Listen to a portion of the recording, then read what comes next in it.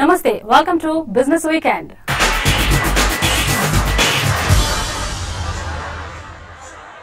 భద్రతా ఉపకరణాల తయారీలో ఉన్న Godrej security solutions auto world పేరుతో బ్యాంకుల కోసం ప్రత్యేక వ్యవస్థను రూపొందించింది.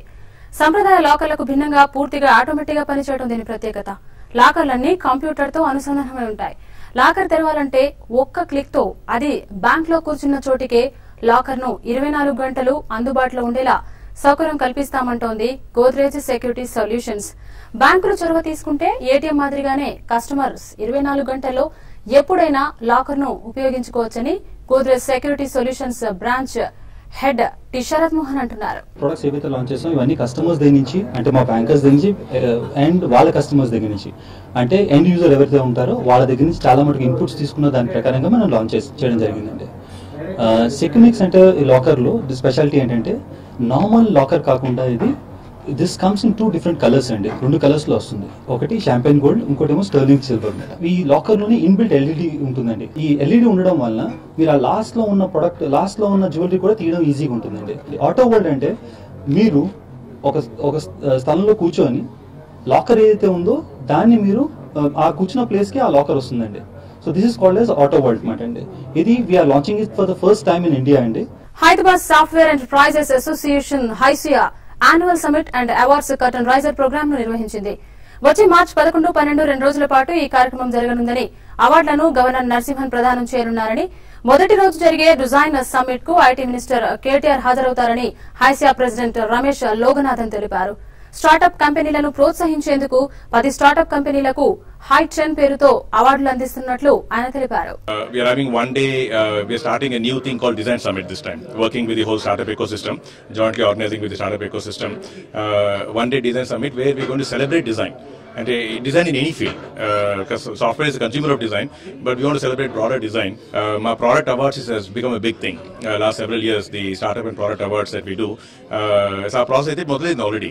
Nominations also are memo prati varam kalustunnamo program team, which is also the jury. So the whole expo, we are even inviting other companies to come set up, show some of the interesting things they're building. College invite chestunnamo. In the last 2-3 years, gostunnaru anamata colleges. While interesting projects kani, while college lo china research work kani, while they will set up a stall and showcase. So whole it's about the industry, but with a focus on innovation.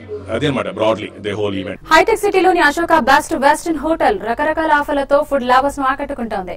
Hospitality రంగంలో మాదాపూర్లో ప్రారంభించిన తమ Ashoka best western కు చక్కని స్పందన వస్తోందని, rooms occupancy కూడా చాలా బాగుందని సంస్థ ఎగ్జిక్యూటివ్ డైరెక్టర్ కార్తిక్ రెడ్డి తెలిపారు.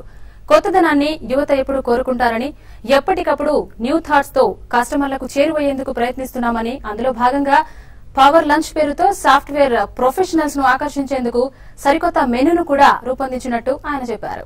Best western Ashoka hitech city ఒక 3-స్టార్ కేటగిరీ హోటల్. ఇందులో 48 రూమ్స్ అండ్ స్వీట్స్ ఉన్నాయి. Coffee shop, banquet hall, board room, gym and business centre facilities ఉన్నాయి. రీసెంట్గా మేము క్రాస్ రోడ్ కెఫే, ఒక మల్టీ క్యూజిన్ కాఫీ షాప్ని మేము ఇంట్రడ్యూస్ చేశాము. ఈ మల్టీ క్యూజిన్ కాఫీ షాప్లో ఇప్పుడు కొత్తగా పవర్ లంచ్ బుఫే 333 ప్రైస్తో 333 రూపీస్లో మేము కొత్తగా ఇంట్రడ్యూస్ చేశాము. ఈ పవర్ లంచ్ బుఫేలో welcome drinks, soups, 2 non veg dishes, 2 veg dishes, accompaniments and ఇంకా డెజర్ట్స్ ఉంటాయి. లగ్జరీ కార్ల తయారీ కంపెనీ Mercedes Benz C class diesel version ను హైదరాబాద్ మార్కెట్ లోకి విడుదల చేసింది. సి క్లాస్ డీజిల్ వర్షన్ 2 వేరియంట్లలో 5 రంగుల్లో లభిస్తుందని కంపెనీ తెలిపింది. 2015లో 2 అంకెల వృద్ధిని ఆశిస్తున్నామని, వచ్చే ఏడాది 15 కొత్త వెహికల్స్ ను మార్కెట్ లోకి విడుదల చేయడానికి ప్రణాళికలు సిద్దం చేసినట్టు Mercedes Benz India MD CEO Eberhard Kern తెలిపారు. The C-Class diesel is available from today in all of our Mercedes-Benz dealerships. Price in Hyderabad is 40.6 lakh for the C220 CDI style and 43.6 lakh for the C220 CDI Avantgarde. At the same time, we commenced now the local production of the C200 petrol. This product will be available here in Hyderabad at 41.6 lakh.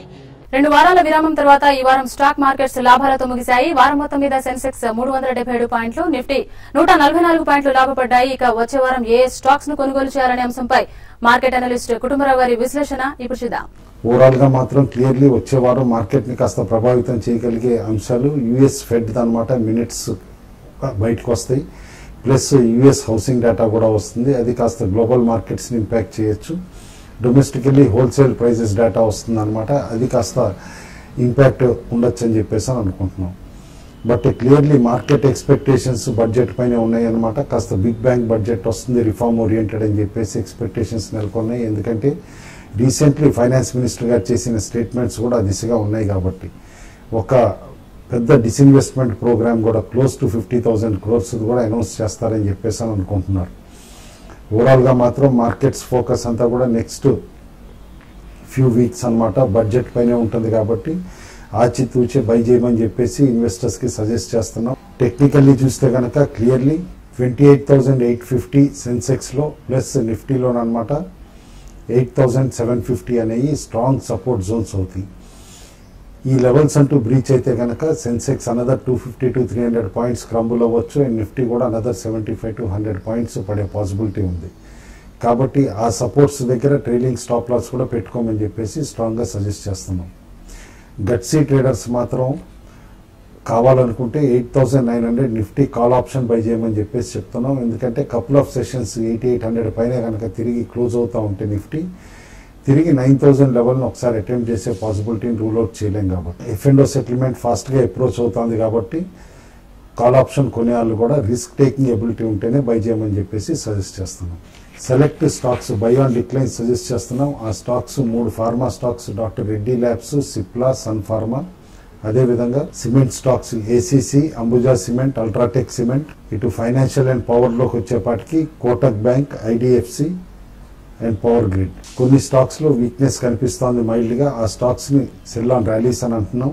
ఆ stocks Bharti Airtel, ONGC, DLF, Canara bank, PNB, BHEL, LNT, Hindustan Unilever. ఇటు specific స్టాక్స్కి వస్తే 2 engineering stocks recommend చేస్తున్నాం. అందులో first stock అనమాట Petron engineering construction limited, one of the strong players అనమాట EPC సెగ్మెంట్లో. అంటే engineering, procurement and construction companies ఏవైతే ఉన్నాయో ఆ సెగ్మెంట్లో అనమాట ఈ కంపెనీకి స్ట్రాంగ్ ప్రెజెన్స్ ఉంది.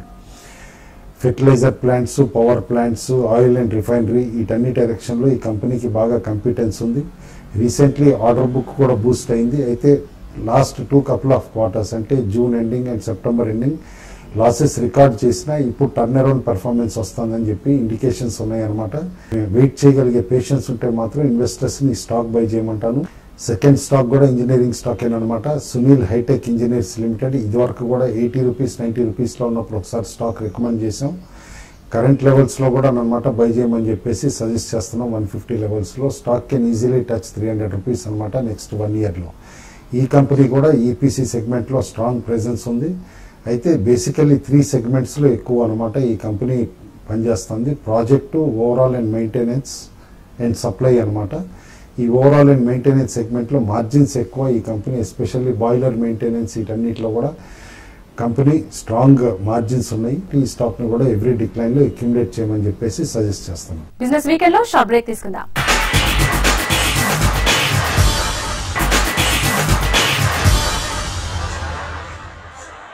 Welcome back to business weekend.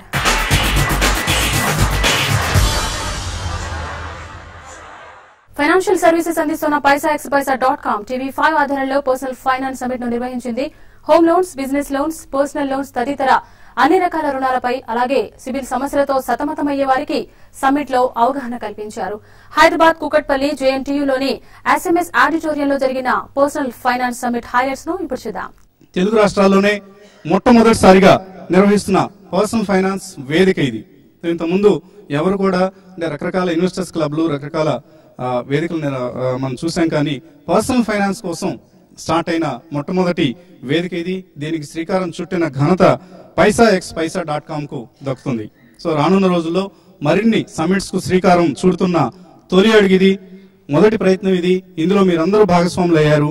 Thank you very much. అందుకే ముందుగా paisaxpaisa.com కు కంగ్రాట్స్ చెప్దాం. మనకు ఒక్కొక్కరు లేచి ఏ సందేహాన్నైనా సరే మీరు వ్యక్తం చేయొచ్చు. I'm Padmaja and I live in US. I'm from San Diego, California. Most of us who have been living here for the past 20 plus years, we're not filing our returns here. Oh. I'm sure you know about it. So if you are planning either to come back or we are here for some reason, stuck for some months, and we are interested probably in investing, What would you suggest for such people? Hanu గారు, ఆవిడకి ఎటువంటి సలహా ఇస్తారు మీరు? Double tax treaty మూలంగా US లో ఉన్న వాళ్ళు కూడా ఇండియాలో ఇన్వెస్ట్ చేసిన అన్ని కూడా మీరు అక్కడ డిస్క్లోజ్ చేయాల్సి ఉంటుంది.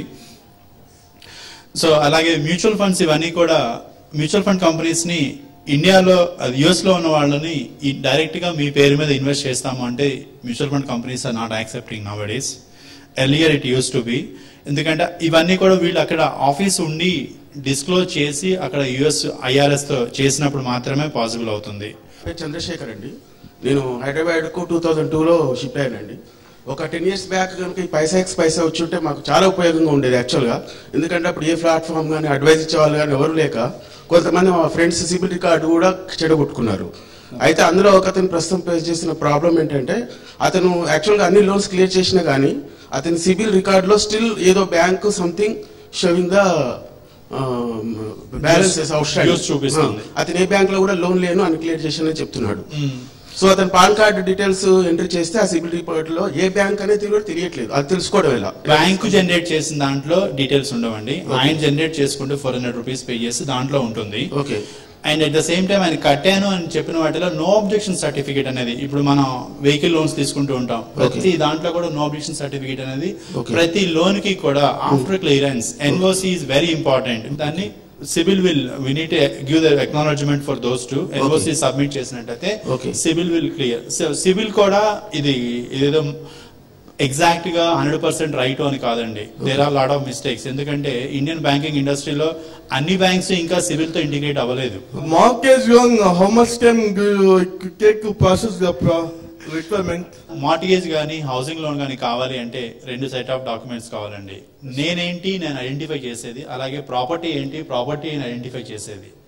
ప్రాపర్టీ ఐడెంటిఫై చేసామంటే ప్లాను, లేకపోతే అలాగే లాస్ట్ 15 సంవత్సరాల నుంచి ఎవరు ఓన్ చేశారు, అలాగే మీరు ఎవరి దగ్గర కొన్నారు అనేటువంటి హిస్టరీ ఏదైతే మన లింక్ డాక్యుమెంట్స్ చూస్తామో అవన్నీ కూడా కంపల్సరీ కావాలి.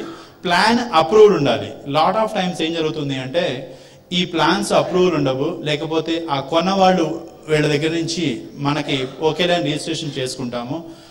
ఈ లీగాలిటీస్ లో వచ్చే ప్రాబ్లమ్స్ వల్ల మీకు మార్గేజ్ లోన్ జనరల్ గా డిలే అవుతుంది. ఎంత టైం పడుతుంది? 15 days.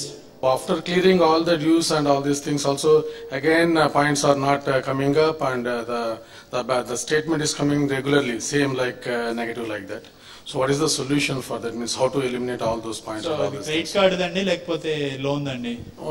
Some one credit card and loan both. Basic ga credit card lo మీ దగ్గర 1000 రూపాయి 1000 ఒక లెటెస్ట్ ట్రాన్సాక్షన్ అనుకోండి. జనరల్ గా మనం ఏమనుకుంటాం 1000 రూపాయలు కడితే చాలు కదా అనుకుంటాం. 1040 పైసలు మీరు కట్టాలంటే కట్టలేరు కదా. 1040 పైసలో లేదా 41 పైసనో వచ్చింది ట్రాన్సాక్షన్, సర్వీస్ ట్యాక్స్ అన్ని కలుపుకొని. అలాంటి కేసెస్ లో మనం జనరల్ గా అవాయిడ్ చేసేది ఆ 1000 రూపాయలు కట్టేస్తే ఓకే 40 పైసా కట్టపోయారు. బట్ బ్యాంక్స్ అనేది కంపల్సరీ ఆ 41 పైసలు క్లియర్ చేస్తేనే నో డ్యూ అండి. నాది సివిల్ ప్రాబ్లమ్. నా సివిల్ రేటింగ్ లో ఎన్హెచ్ ఉంది. నేను 2-3 బ్యాంకులతో సెటిల్మెంట్ చేసుకున్నాను. వాళ్ళు ట్యాక్సెస్ అవన్నీ ఎక్కువ వేస్తే లేదు నేను ఎంతే కట్టగలని సెటిల్మెంట్ చేసుకున్నాను. ఆ సెటిల్మెంట్ చేసుకోవడం వల్ల వాళ్ళు ఇప్పుడు ఏమైనా బ్యాంక్ లోన్స్ అప్లై చేస్తారు, వాళ్ళు లోన్స్ ఇవ్వట్లేదు. ఈ ప్రాబ్లం నుంచి నేను బయటపడాలంటే అట్లా. ఓకే, ఈ ప్రాబ్లం మీద బయటపడాలంటే క్రెడిట్ బిల్డర్ ప్రోగ్రామ్ అని చెప్పేసి మేము ఆఫర్ చేస్తామండి. దీంట్లో ఫస్ట్ మీకు ఒకసారి సెటిల్మెంట్ అయ్యింది అంటే బ్యాంక్స్ అన్ని కూడా కస్టమర్ కి ఇంకా లోన్ ఇవ్వరు ఇక బేసిక్ గా. అయితే అలాంటి వాళ్ళకి క్రెడిట్ ముందు సిబిల్ మీద ఇంప్రూవ్ అవ్వాలి ఫస్ట్.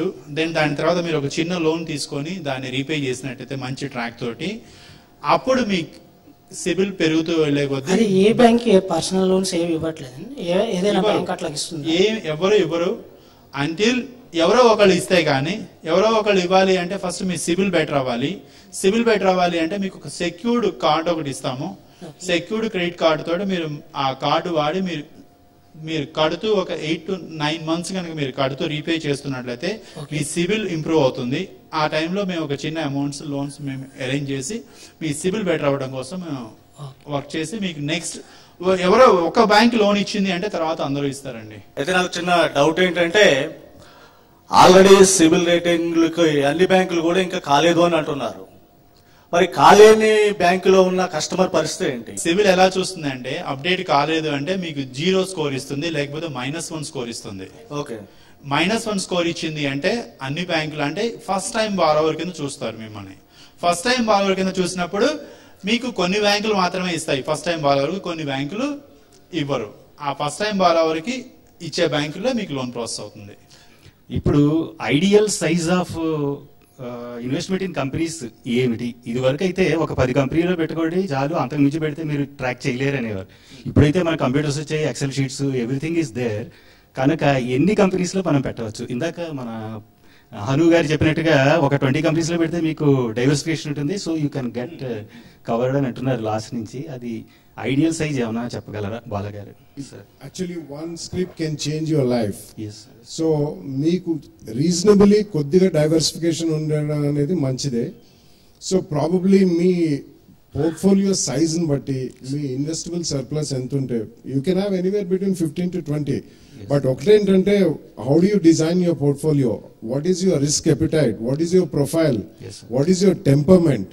So ఇవన్నీ there are so many things that really go into it. So ideal size అనేది one pill doesn't fit all. Yes. So me risk ఎంత తీసుకుంటారు, మీరు ఎంత డబ్బులు పెడతారు మార్కెట్లో, దాన్ని బట్టి మీరు డిజైన్ చేసుకోవచ్చు. And too much of diversification is also not necessary. Maximum ఈ రేట్ కంటే ఎక్కువ కొనకూడదు అనేది ఒకటి ఉంటుంది జనరల్ గా. అంటే ఎక్కువ ఇప్పుడు వాటర్ బాటిల్ ఉంది 20 రూపీస్ పెడతాం, 100 రూపీస్ కొనం. కానీ షేర్లలో 300 నుంచి 600 అయినా కానీ దాని ఫండమెంటల్స్ కొద్దిగా పెరిగినా కానీ షేర్ వాల్యూ డబుల్ త్రిబుల్ అవుతుంది. తర్వాత మామూలు ఇన్వెస్టర్ అందులో ఎక్కడో హై లెవెల్లో తీసుకొని స్ట్రక్ అయిపోతున్నాడు. సో ఏ షేర్ అయినా సరే ఇంతకంటే ఎక్కువ కొనకూడదు అనేది ఏదైనా ఒక స్ట్రాటజీ అట్లాంటిది ఏమన్నా ఉందా జనరల్ గా? ఐ థింక్ ఈ క్వశ్చన్ ఆన్సర్ ఇస్ అట్లే ఉండదండి. Basically what ever sector is performing will perform. Basically you need to follow the trend technicals ప్రకారం. దానిలో ఏంటంటే మనం ఎక్కడైతే మనకి నెగటివిటీ అనేది వస్తుందో మనకి చార్ట్స్ పరంగా తెలుస్తుంది ఫస్ట్. అదే ఫండమెంటల్స్ కూడా రిఫ్లెక్ట్ అవుతాయి. Everything is reflected on charts. So అవి మనం డెఫినెట్ గా ఫాలో చేయాలి. So performing sector you should run the position, non performing you should get out. Sector wise investment దేని ద్వారా మనకి మేజర్ ప్రాఫిట్ ఉంటుంది, ఎక్కువ ప్రాఫిట్ పొందగలుగుతాం. కొన్ని కమోడిటీ బేస్డ్ సెక్టర్స్ ఉంటాయి. కొన్ని కమోడిటీస్ లో there are cycles, there are mini cycles and super cycles. So commodity based stocks కి జనరల్లీ బాగా అనాలిసిస్ చేసే వాళ్ళు తప్పించి దూరంగా ఉంటే మంచిది. ఎఫ్ఎంసీజీస్, జనరలీ బ్యాంక్స్, ఫార్మస్యూటికల్స్, ఇప్పుడు ఇన్ఫర్మేషన్ టెక్నాలజీ, అలా ఒక్కొక్క సెక్టర్ ఎందులో పెడితే బాగుంటుందంటే కొన్నిటికి మాత్రం సీజనాలిటీ అండ్ సైక్లికాలిటీ ఉంటుంది. జనరల్లీ ఒక 3 to 5 sectors will be almost evergreen. But it all depends upon how we invest. That's more important than where we invest and when we invest. So thank you very much. అందరూ enjoy చేశారు ఈ session అని అనుకుంటున్నాం. ఇవి ఈ వారం business weekend విశేషాలు. వచ్చే వారం మరిన్ని బిజినెస్ వార్తలతో మళ్ళీ కలుద్దాం.